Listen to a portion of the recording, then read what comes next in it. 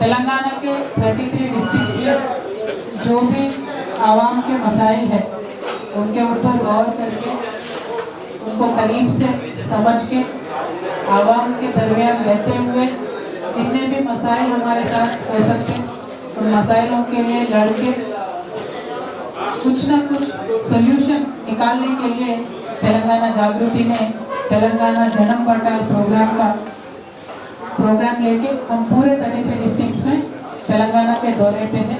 अभी ये 4th district है, आदिलाबाद डिस्ट्रिक्ट में हम आए हैं और कल से आपने देखा हम सिर्फ और सिर्फ क्या मसाइल है आवाम की उन मसाइलों को समझने की कोशिश में आवाम के दरमियान ही थे।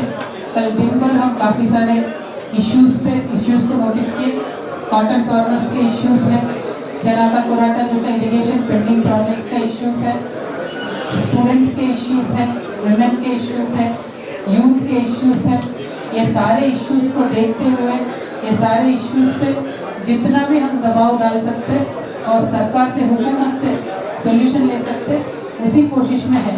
कॉटन फार्मर के पास हम मिलने गए, वहाँ हम इमीडिएटली लेटर भी लिखे जो सेंट्रल मिनिस्टर हैं और यहाँ भी बीजेपी एमपी साहब हैं, तो हम उन पर भी दबाव डाल रहे हैं, उनसे भी मांग कर रहे हैं कि आप इमीडिएटली इसका कुछ ना कुछ सोल्यूशन निकालो।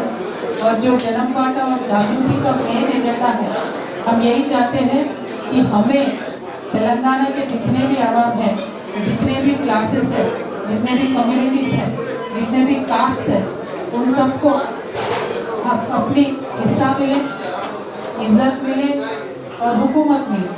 हम खवातीन हैं, 50% है, हुकूमत में खवातीनों को उनका हिस्सा मिलना चाहिए, हुकूमत में मुसलमानों को उनका हिस्सा मिलना चाहिए, पॉलिटिकली भी मिलना चाहिए, सोशली भी मिलना चाहिए, इकोनॉमिकली और फाइनेंशियली भी मिलना चाहिए। ये हमारा लॉन्ग टर्म गोल है, हम उसके लिए काम करते रहेंगे। ये सिर्फ बीसीओ की बात नहीं है, सिर्फ एससी की बात नहीं है, सिर्फ एसटी की बात नहीं है, सिर्फ माइनॉरिटी की बात नहीं है।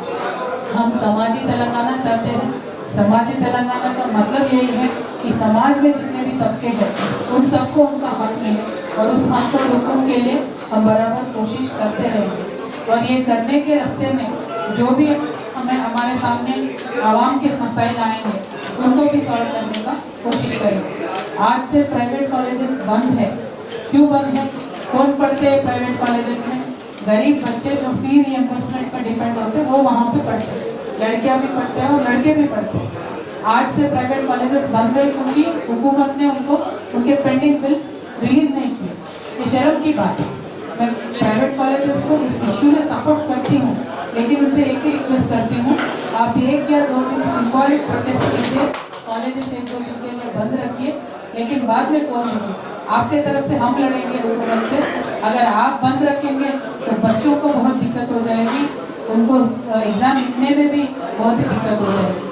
और ये बहुत माइन्यूट लेवल में सोचने वाली बात है, क्योंकि मैं खवातीन हूँ, मुझे हमेशा खवातीनों के बारे में ज़्यादा सोच रहते और ज़्यादा फिक्र रहती है। अगर फी रिएम्बर्समेंट बंद हो गया, आप सब भी जानते हैं और मैं आवाम से रिक्वेस्ट भी करती हूँ, दिल पे हाथ रख के एक बार आप सोचिए, फी रिएम्बर्समेंट नहीं आ रहा तो लड़के को फीस पे करके प्राइवेट कॉलेज में भेजा देते माँ बाप, लेकिन खवातीन को घर में बिठा देते, लड़की और औरत बच्ची को। तो औरत बच्ची सबसे ज़्यादा इफेक्ट होगी फी रिएम्बर्समेंट बंद हो गया, और मुझे उनकी फिक्र है, इसीलिए मैं उनके वास्ते लड़ने के लिए आई हूँ।